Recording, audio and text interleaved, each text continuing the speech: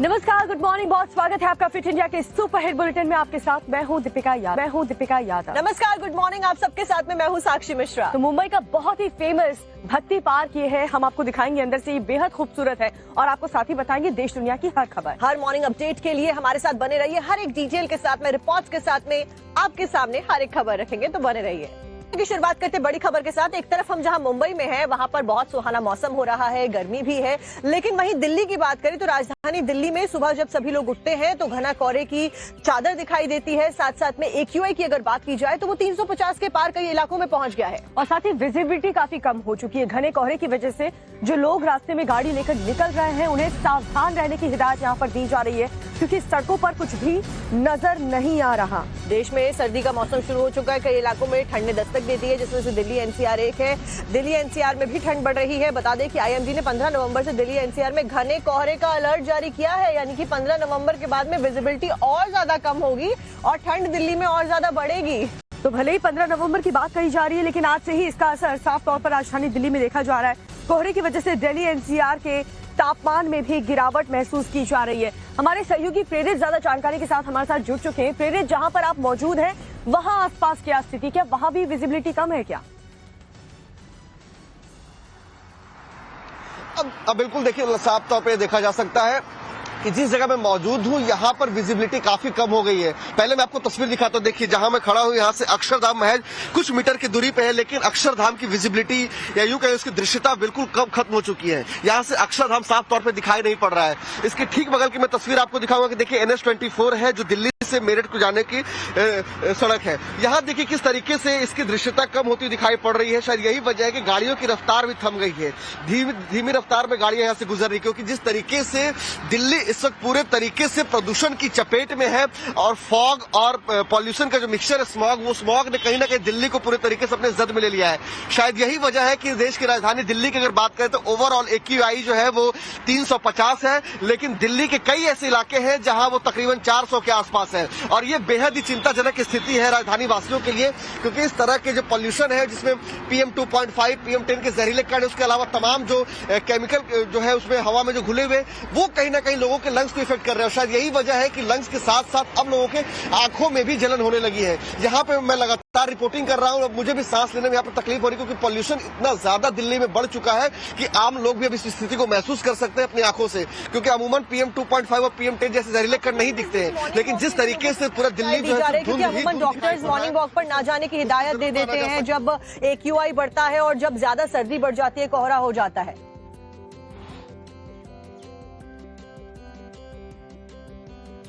अब बिल्कुल देखिए कि साफ तौर पे जिस तरीके से स्वास्थ्य विशेषज्ञ पहले दिन से लोगों से यह कह रहे हैं कि सुबह में कोशिश करें कि वो मॉर्निंग वॉक पे न निकले, क्योंकि जिस तरीके से धुंध दिखाई पड़ रही, देखिए अब इस स्थिति में जहां धुंध ही धुंध है, सिर्फ स्मॉग है, पॉल्यूशन है, ऐसे में अगर कोई शख्स अगर मॉर्निंग वॉक पे निकलता है तो जितना अपने शरीर को अच्छा व्यायाम नहीं दे पाएगा, उससे ज्यादा वो कई तरह की समस्याओं को लेकर के घर लौट सकता है।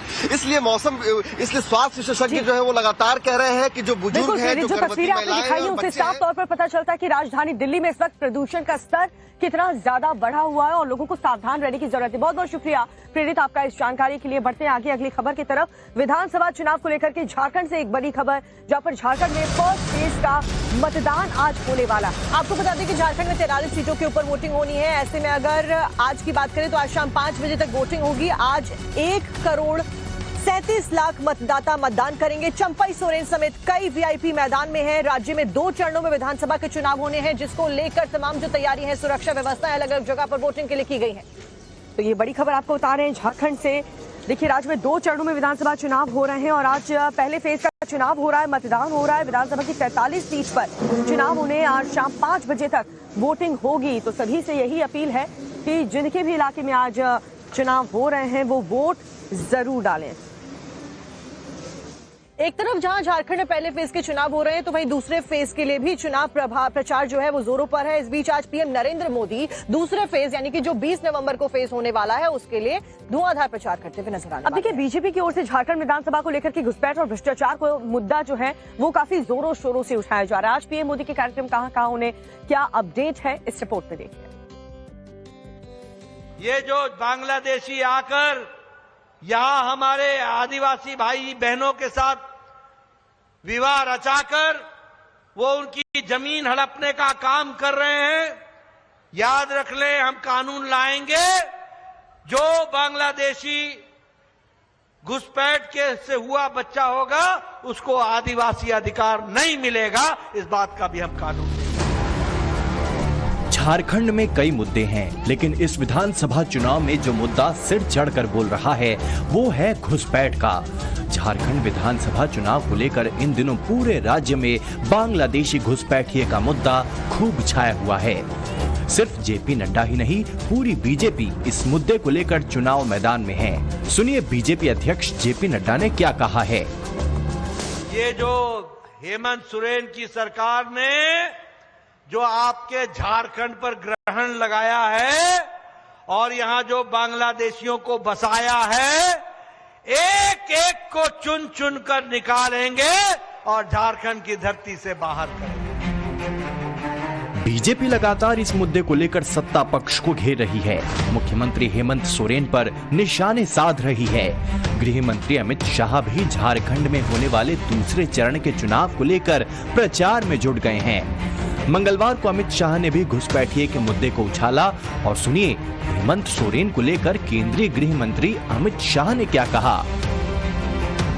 हेमंत बाबू घुसपैठिए को लाल जाजम बिछाकर बुलाते हैं। आपकी युवाओं रोजी रोटी नौकरी एक घुसपैठिए ले जा रहे हैं। हमारी आदिवासी बहनों से दूसरी तीसरी चौथी शादी कर कर उनकी जमीन कब्जाते हैं। मैं आज धनबाद वालों कहकर जाता हूं, भाजपा सरकार बना दो, एक एक घुसपैठिए को चुन चुन कर भारत के बाहर निकालने का काम भाजपा सरकार। झारखंड विधानसभा चुनाव में बीजेपी की तरफ से जिन मुद्दों को उछाला जा रहा है उसमें भ्रष्टाचार का मुद्दा भी अहम है।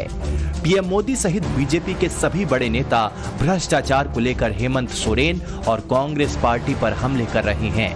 और गृह मंत्री शाह ने भ्रष्टाचार के पैसे को लेकर क्या कहा वो भी जान लीजिए। जो ये लूट कर ले गए और ये मानते हैं कि हमने लूट खसोट कर दी, कुछ नहीं होगा। मैं आज कहकर जाता हूं, आप कमल फूल की सरकार बना दो, 1 करोड़ों रुपया लूटने वालों को हम उल्टा लटकाकर सीधा करने का काम करेंगे। केंद्रीय गृह मंत्री अमित शाह ने मंगलवार को धनबाद के झरिया और बाघमारा में जनसभा को संबोधित किया। वहीं पीएम मोदी आज फिर झारखंड में चुनावी रैली करने वाले हैं। आज झारखंड में पीएम मोदी की 2 चुनावी रैली होगी। प्रधानमंत्री आज झारखंड के सारठ और गोड्डा में चुनावी सभा को संबोधित करेंगे।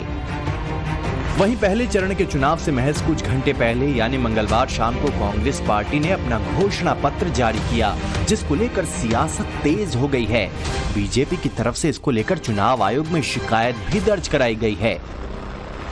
बता दें कि अपने घोषणा पत्र में कांग्रेस ने 250 यूनिट मुफ्त बिजली, जाति आधारित गणना कराने और 1 साल के भीतर सभी खाली सरकारी पदों को भरने का वादा किया है। कांग्रेस ने अपने घोषणा पत्र में इंडी गठबंधन के घोषणा पत्र के 7 वादों को ही दोहराया है। तो ये तो रही झारखंड विधानसभा चुनाव को लेकर के, लेकिन अब उपचुनाव को लेकर के एक बड़ी खबर आपको बताने जा रहे हैं। 10 राज्यों की 32 सीटों पर उपचुनाव होने। आपको बता दें कि 31 विधानसभा और 1 लोकसभा सीट के लिए वोटिंग होगी। वायनाड लोकसभा सीट के लिए आज होना है मतदान। वायनाड से प्रियंका गांधी की किस्मत दांव पर है। वहीं राजस्थान, एमपी और बिहार सहित 10 राज्यों में उपचुनाव को लेकर ये जानकारी सामने आई है। तो ये बड़ी खबर आपको बता रहे हैं। बता दें कि आज 11 राज्य में 33 सीटों पर विधानसभा का उपचुनाव होना था, लेकिन सिक्किम की 2 विधानसभा सीटों पर निर्विरोध चुनाव होने की वजह से अब 31 विधानसभा सीट पर वोटिंग होनी है। से जुड़ी ये बड़ी खबर, जहां पर पहले चरण के लिए आज वोटिंग लगातार जारी है। तमाम जो तैयारियां हैं वो कर ली गई। आज शाम तक वोटिंग झारखंड में होनी है। तो सबसे बड़ी खबर हम आपको बता रहे हैं, आज 1 करोड़ 37 लाख मतदाता मतदान करेंगे। आज शाम 5 बजे तक वोटिंग की जाएगी। चंपई सोरेन समेत कई वीआईपी मैदान में हैं। तो झारखंड के पहले चरण के लिए वोटिंग इस वक्त जारी हो चुकी है। 7 बजे से वोटिंग की शुरुआत हो चुकी है। शाम 5 बजे तक मतदान किए जाएंगे। विधानसभा की 43 सीटों पर चुनाव इस वक्त हो रहे हैं और मतदाताओं की संख्या की बात करें तो 1,37,00,000 वोटर्स यहां पर आते हैं। चंपई सोरेन समेत कई वीआईपी मैदान में हैं।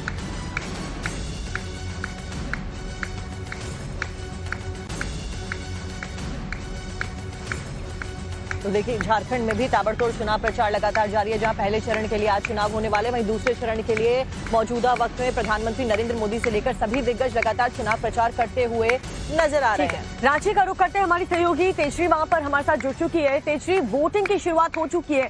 पोलिंग बूथ के बाहर आप क्या देख पा रही हैं वोटर्स को? जी बिल्कुल, आज पहले फेज की वोटिंग है। पहले चरण की आज वोटिंग है, जिसमें 81 में से 43 सीटों पर आज वोटिंग होनी है। और वोटर्स की यदि हम बात करें तो ट्राइबल जो है वो सबसे महत्वपूर्ण वोटर्स माने जाते हैं। आदिवासियों के वोट यहाँ पर सबसे महत्वपूर्ण है। इसके अलावा महिला वोटर्स जो हैं वो भी यहाँ पर काफी महत्वपूर्ण है। लेकिन हम बात करें फिलहाल जिस पोलिंग बूथ पर हम मौजूद हैं, यहाँ पर कुछ ही देर में गवर्नर आने वाले हैं, राज्यपाल आने वाले हैं झारखंड के। लेकिन उससे पहले हम कुछ महिलाओं से बात करेंगे जो पारंपरिक तौर पर गवर्नर का और तमाम वोटर्स का भी आज स्वागत करने वाली हैं। आप लोग पारंपरिक तरह से स्वागत करने वाले हैं, क्या कुछ आज आपके मन में है? आप खुद ही आज एक वोटर हैं, क्या कुछ सोच के आज आप वोट देने वाली हैं? वोट देने वाले हैं, हम अपने अधिकार का प्रयोग कर रहे हैं और हम चाहते हैं कि बाकी सारे लोग भी अपने अधिकार का प्रयोग। लेकिन मुद्दा क्या रहेगा इस बार? शिक्षा, बेरोजगारी, आप बता रहे थे कि महिलाओं के लिए भी कई योजनाएं रही हैं, क्या मुद्दा रहेगा? महिलाओं का भी विकास के लिए काम किया जाए और शिक्षा के बाद बेरोजगारी जो इतना व्याप्त है उसका भी सॉल्यूशन निकाला जाए। ठीक है, आप बताइए, आप इस तरह से स्वागत करने वाली हैं आज। आपने ये पारंपरिक जो वाद्य यंत्र है वो हाथ में लिया हुआ है, कुछ गीत गा रहे थे, कैसे स्वागत करेंगे? हम लोग सभी वोटर्स का कह रहे हैं, जितने भी वोटर्स हैं, जो भी त्योहार झारखंड में बनाया जाता है वो मानदर, नगाड़ा, करताल, इस सब से एंजॉय किया जाता है, पूरा समुदाय के रूप में किया जाता है। तो ये बहुत बड़ा त्योहार है, लोकतांत्रिक त्योहार है, तो हम लोग इसको बहुत बड़ा रूप में बना रहे हैं।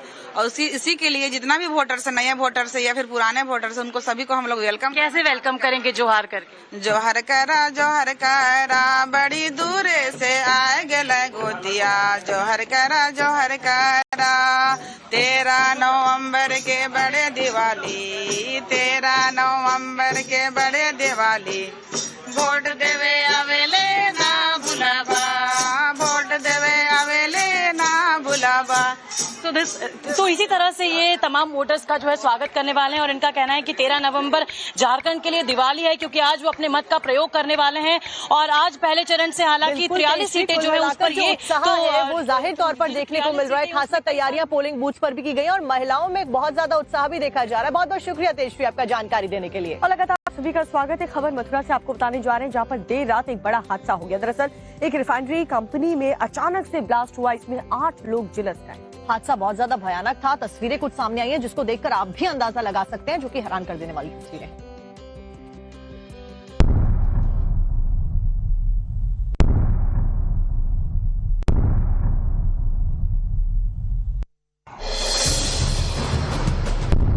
दूर से ही आग की लपटें उठ रही हैं। धमाकों की आवाज से इलाका गूंज रहा है। एक के बाद एक कई धमाके हो रहे हैं।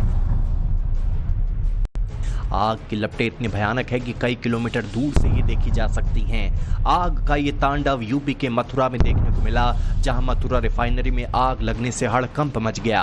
रात करीब 8 बजे एक बड़ा हादसा हो गया। रिफाइनरी में एक तेज धमाका हुआ, जिसकी आवाज 1 किलोमीटर दूर तक सुनाई दी। आसपास के इलाके में अफरा तफरी फैल गई। तत्काल मौके पर पुलिस फोर्स पहुंच गई है। हादसे में 10 लोग घायल हो गए। इस रिफाइनरी के एबीयू प्लांट को 40 दिन से शट डाउन कर रखा था। सब कुछ फाइनल होने के बाद दोबारा से इसको मंगलवार की शाम को चालू किया गया, जिसके चलते प्लांट में काम चल रहा था।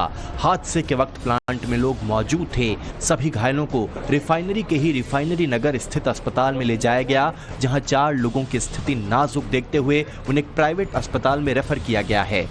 घायलों में प्रोडक्शन मैनेजर भी शामिल है।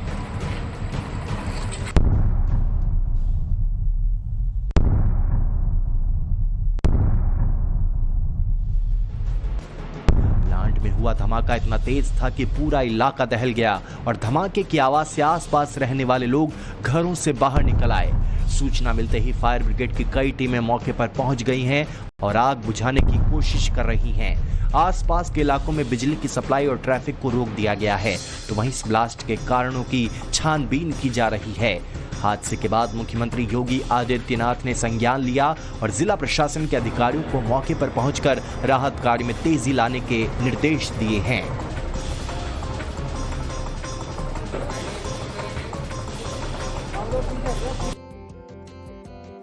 और देखिए इसी खबर के ऊपर ज्यादा जानकारी लेकर हमारे सहयोगी विनोद हमारे साथ जुड़ गए। विनोद, तो फिलहाल क्या कुछ अपडेट है? जो घायल हैं उनकी हालत कैसी है मौजूदा वक्त में और कितने नुकसान की आशंका जताई जा रही है? देखिए, कल खबर थी कि 8 लोग इस पूरे हादसे में घायल हुए हैं, जिनमें से 3 की हालत जो है वो नाजुक बताई गई। उन्हें दिल्ली जो है वो ट्रांसफर रेफर किया गया है। बाकी 5 लोग अस्पताल जो है वहीं अस्पताल में मथुरा में इलाज चल रहा है। कहा यह जा रहा कि जिस तरह से हादसा हुआ, अभी तक आधिकारिक बयान जो है वो रिफाइनरी की तरफ से नहीं आया, लेकिन कहा जा रहा कि जो एबीयू प्लांट था वहाँ पे वो बंद पड़ा हुआ था और कल शाम को जब उसको साफ सफाई के लिए खोला गया, उसी दौरान फर्नेस में ब्लास्ट हुआ और उसकी वजह से ये पूरा हादसा हुआ है। हालांकि प्रायोरिटी ये थी पहले कि जो लोग उसमें घायल हुए उनको रेस्क्यू किया जाए। 8 लोगों के झुलसने की खबर है और आप बता रहे हैं कि कई लोग गंभीर रूप से घायल भी हुए। बहुत बहुत शुक्रिया विनोद आपका इस जानकारी के लिए। तो देखिए, खबरों में आगे बढ़ते हुए फिट इंडिया में अगली खबर आपको बताते हैं। एक तरफ जहां अभी हमने आपको मथुरा से आग के तांडव की खबर बताई, वहीं भरूच से भी ऐसी खबर आ रही है जहां पर चलती ट्रेन आग के गोले में तब्दील हो गई। ट्रेन में सवार सभी यात्रियों ने किस तरीके से आग में से कूद के छलांग लगा के अपनी जान बचाई। चलती ट्रेन में आग की यह खबर भरूच से। आपको बता दें कि आग की खबर फैलते ही ट्रेन में अफरा तफरी मच गई। जान बचाने के लिए कई जो पैसेंजर्स हैं वो चलती ट्रेन से ही कूदने लगे। हालांकि इस घटना में किसी को कोई बड़ा नुकसान नहीं हुआ है, लेकिन हर तरफ अफरा तफरी का माहौल और कोच से धुआं निकलता देखकर ट्रेन को रोका गया। रेल कर्मियों ने वक्त रहते आग पर हालांकि काबू पा लिया, जो कि गनीमत की बात रही। आग की वजह से आधे घंटे तक ट्रेन रुकी रही।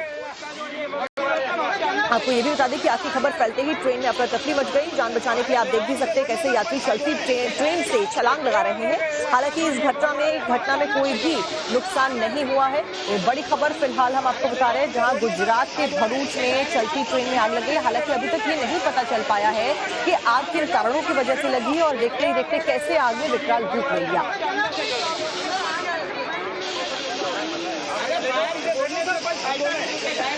देखिए, तस्वीरें देखकर आप अंदाजा भी लगा सकते हैं। लोग अफरा तफरी का माहौल देखा जा सकता है। लोग चीख पुकार लोगों के बीच में मच जाती है और लोग इधर उधर भागते हुए देखे जा सकते हैं। ट्रेन को तुरंत रोका गया, आधे घंटे तक ट्रेन रुकी रही, आग को बुझाया गया, जिसके बाद में सभी चीजें वापस से व्यवस्थित की गई। लेकिन इस बीच किसी को नुकसान नहीं हुआ, ये गनीमत की बात रही।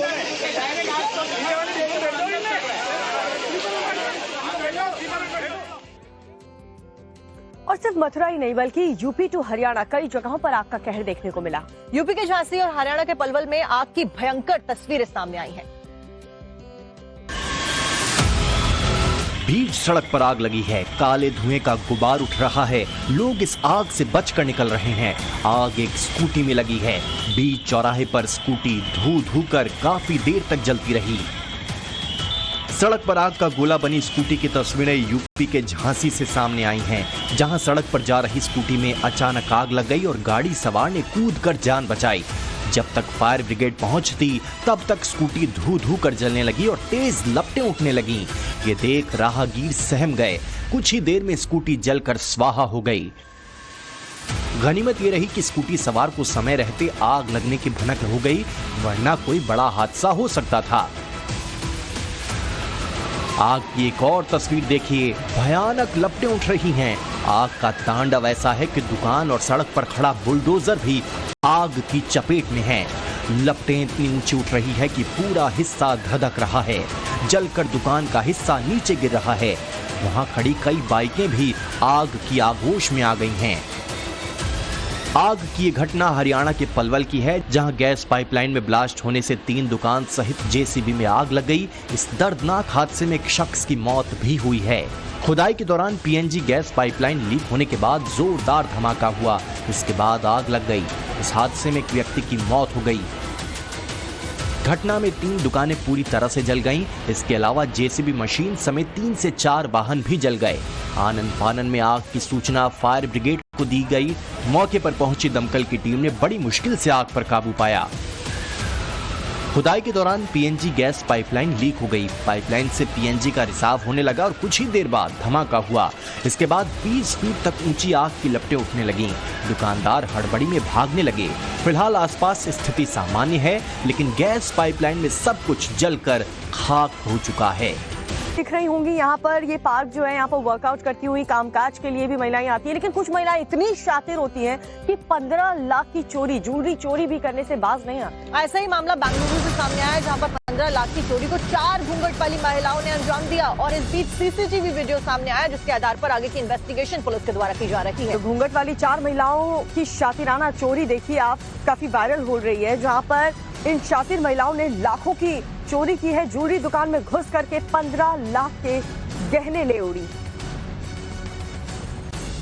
और देखिए वीडियो भी फिलहाल आप अपनी स्क्रीन पर देखेंगे। ज्वेलरी की दुकान में 15 लाख के गहने चोरी करके कैसे महिलाएं वहां से फरार हो रही, किसी को पता भी नहीं चलता, और ये महिलाएं वहां से 15 लाख के गहने चुरा कर, साफ कर फरार हो जाती हैं। घूंघट वाली 4 महिलाओं का ये वीडियो देखिए, कितनी शातिर ये महिलाएं हैं। बेंगलुरु से ये वीडियो सामने आया, लाखों की चोरी को इन महिलाओं ने अंजाम दिया। फिलहाल पुलिस इसी वीडियो के आधार पर आगे की इन्वेस्टिगेशन को अंजाम दे रही है।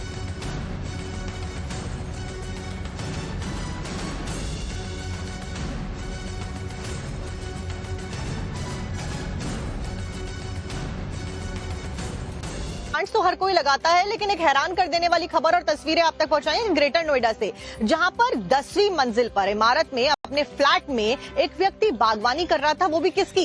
गांजे की। जी आपको दिखाते हैं, ग्रेटर नोएडा की एक अच्छी खासी सोसाइटी में हाईटेक गांजे की खेती की जा रही थी। हालांकि नारकोटिक्स ब्यूरो ने कार्रवाई करते हुए इस शख्स को गिरफ्तार कर लिया है। 4 दीवारी के बीच बागवानी, बागवानी के लिए कमरे के अंदर एसी, तेज रोशनी के लिए बड़ी बड़ी लाइटें, अच्छी फसल के पेस्टिसाइड। बागवानी की इन तस्वीरों की जब सच्चाई आप जानेंगे तो यकीनन हैरान रह जाएंगे। फ्लैट के भीतर जो खेती की जा रही है वो नशे की खेती है। आप जिन पौधों को देख रहे हैं वो गांजे के पौधे हैं। सुना आपने, गांजे के पौधे। कानूनी तौर पर इसकी खेती देश में बैन है, लेकिन जुगाड़ देखिए कि 4 दीवारी के अंदर कानून को ढींगा दिखाया जा रहा था। नारकोटिक्स और पुलिस की संयुक्त टीम के जरिए की गई छापेमारी में बड़ा खुलासा हुआ है। प्रीमियम गांजे की खेती देखकर सभी दंग रह गए। आप देख सकते हैं कि आरोपी ने पूरे फ्लैट को गांजे की नर्सरी में तब्दील कर दिया है। पुलिस वालों के बीच खड़े इस शख्स को देखिए। आरोपी की पहचान राहुल चौधरी के रूप में हुई है, जो इंग्लिश से ग्रेजुएट है और जल्द पैसा कमाने के लालच में इस धंधे में आया था। पुलिस ने फ्लैट से 2 किलो से अधिक गांजा और गांजे के 80 पौधे बरामद किए हैं। और ये सीड्समैन की एक वेबसाइट है, उससे ये सीड्स मंगाता था और उसको इंडोर एनवायरनमेंट में ग्रो करता था। ग्रो करने के लिए इसने एसी रूम कंट्रोल टेम्परेचर और बाकी पेस्टिसाइड्स इंसेक्टिसाइड्स की भी व्यवस्था करी हुई थी। और इंडोर लाइटिंग भी उसने फुल स्पेक्ट्रम लाइट आती है जो कि सनलाइट का एनवायरनमेंट क्रिएट करती है, वो भी इसने क्रिएट कर रखी थी। तो कल ये एक जॉइंट ऑपरेशन में इसको गिरफ्तार किया है। गांजे की न सिर्फ हाईटेक तौर पर खेती हो रही थी, बल्कि इसे ऑनलाइन बेचा भी जा रहा था। शुरुआत में पूछताछ में आरोपी ने बताया कि वो डार्क वेब सीरीज के जरिए गांजे के पौधे बेचता था। आरोपी पिछले 6 महीने से इस नशीले पदार्थ की तस्करी कर रहा था और इसके बीज ऑनलाइन मंगाता था। ये अभी तक बड़ी संख्या में गांजे के पौधे बेच चुका है।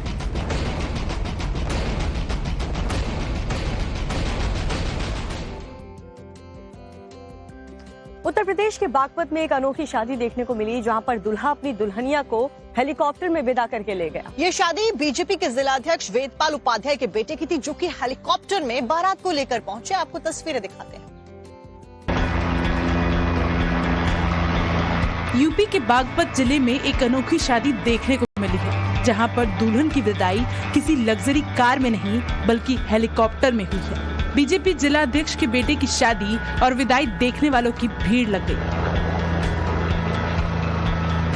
बागपत जिले से युवक की बारात हरियाणा के पानीपत जिले में गई थी और बीजेपी नेता के परिचित ने गिफ्ट के तौर पर हेलीकॉप्टर की व्यवस्था कराई थी। बागपत में बीजेपी के जिलाध्यक्ष वेदपाल उपाध्याय की बेटी की शादी पूरे क्षेत्र में चर्चा का विषय बनी हुई है। हेलीकॉप्टर में बेटे के साथ उनके पिता और अन्य खास लोग भी मौजूद थे। बेटे की शादी के बाद दुल्हन की विदाई भी इसी हेलीकॉप्टर में हुई, जिसे शादी समारोह में शामिल हुए लोग देखते ही रह गए।